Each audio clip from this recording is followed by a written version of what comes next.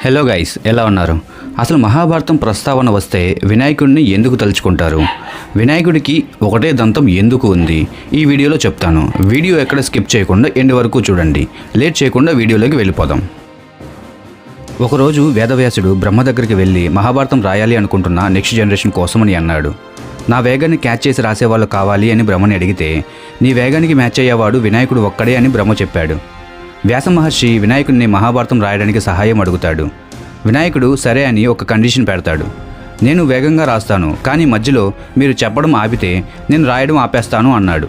వ్యాసుడు కూడా నేను వేగంగా చెప్తాను, నీకు దాన్ని అర్థం తెలిసాక రాయాలి అని అంటాడు. దానికి వినాయకుడు సరే అంటాడు. వ్యాసుడు ఆపకుండా చెప్పడం మొదలు పెడతాడు. వినాయకుడు కూడా ఆగకుండా వేగంగా రాస్తూ ఉంటాడు. అలా రాస్తూ ఉండగా మధ్య మధ్యలో వ్యాసుడు కొన్ని కష్టమైన వర్డ్స్ని చెప్తూ ఉంటాడు.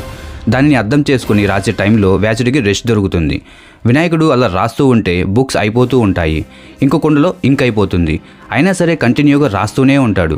మధ్యలో పెన్ను విరిగిపోతుంది. కండిషన్ వల్ల మధ్యలో ఆపకుండా తన దంతాన్ని విరిచి ఇంకో కుండలో ముంచి రాయడం మొదలు పెడతాడు.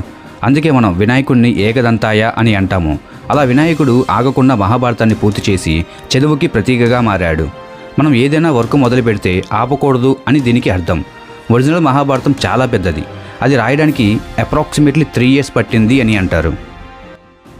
మీ ఫ్రెండ్స్ అండ్ ఫ్యామిలీలో ఎవరైతే ఏదైనా వర్క్ ఆర్ స్టడీ స్టార్ట్ చేసి మధ్యలో ఆపేస్తారో వాళ్ళకి ఈ వీడియో షేర్ చేయండి. ఇలాంటి వీడియోస్ కోసం మన ఛానల్ని సబ్స్క్రైబ్ చేసుకోండి. Thank you guys. జై హింద్.